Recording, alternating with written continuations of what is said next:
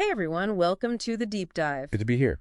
So today we're diving deep into speed, specifically with the Tamiya DT-03 chassis. You know, the one in the Neo Fighter. That classic kit. Yeah, great starting point. Mhm. Lightweight, durable. Exactly. And the goal today is figuring out how to push it, like, right to its absolute maximum velocity. Mm-hmm.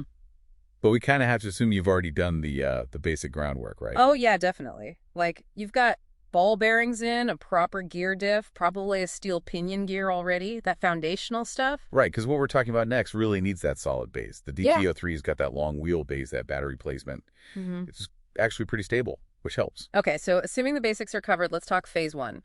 Mandatory upgrades. Before we even think about more power, what breaks first? It's almost always the drivetrain, specifically those stock plastic dog bone drive shafts. Ah, right. They just can't handle the torque. Not at all. They pop out. They can even shatter. Yeah. Instant power loss. So rule number one, Mm-hmm. you have to upgrade those. To what exactly? Assembly universal shafts, CVDs, constant velocity drives, something tough like the Tamiya 53791 set, or, a good aftermarket GPM version. That's non-negotiable for getting power down reliably. Okay, drivetrain sorted. What's next on the must-fix list? The sources flagged the shock towers, the damper stays. Yep, the stock plastic ones are notorious. Landed jump hard and snap. They're just too flexible under load. So the fix is? Carbon fiber damper stays. Tamiya parts 54562 for the front, 54563 for the rear. Much stiffer, holds everything together properly. Mandatory fortification, really. Now, here's something interesting, almost counterintuitive. The sources strongly warn against aluminum suspension arms. Why not go full metal for strength? Yeah, that catches people out. It's because the plastic arms are designed with a bit of flex. They actually absorb impact energy. Think of them as like a mechanical fuse. Okay, so they bend or break to save something else? Exactly. They save the main chassis tub. If you put rigid aluminum arms on there, any hard hit, any shock, it bypasses the arm's flex and goes straight into the monocoque tub. And then the tub cracks. Ouch. Expensive. Very. So the smart move is actually Tamiya's reinforced M parts, number 54816. They're stiffer than stock plastic, but still have just enough give to protect the mainframe. It's engineered flex. Got it. Makes sense. And while we're talking suspension, those stock friction dampers. Ugh, yeah, basically pogo sticks. Completely useless for control at any real speed. So the critical handling upgrade is? Proper oil-filled shocks. The Tamiya CVA damper set 54567 is the standard recommendation. Makes a world of difference in keeping the tires actually on the ground. All right, phase one complete. Chassis is tough, handling is improved. Now phase two, power. And this is where the DT-03 gets interesting. A gearing limitation. Oh yeah, the bottleneck. It's a big one. The gearbox design physically limits you. You can only fit a 17-tooth or a 19-tooth pinion gear.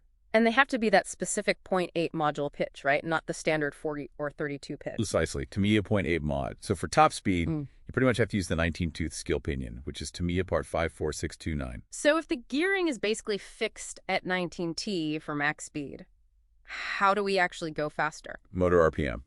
That's it. Higher kV rating on the motor or more voltage from the battery. That's your only path upwards now. Okay, so let's break down the power tiers. What's the fastest you can realistically go with a brushed motor? That'd be the brushed Apex setup. Tamiya Superstock RZ motor, maybe a Hobbywing 1060 ESC. People running that say it's surprisingly quick, like almost batshit crazy fast for brushed. Okay, fun, but maybe not controllable. What's the next step up? Something powerful but still usable, say, on a track. That's what we're calling the Street Fighter tier. Think a censored brushless motor, maybe around 10.5 turns, so about 4,000 kilo V. Run that on a standard 2S LiPo battery. And how does that feel? It's potent, really explosive acceleration. You can do standing backflips with that setup, but crucially, it's still controllable if you're smooth on the throttle, good balance of power, and usability. Right. And then there's the top tier, the let's just see how fast this thing can go setup, the speedrun special. You mentioned a usability cliff.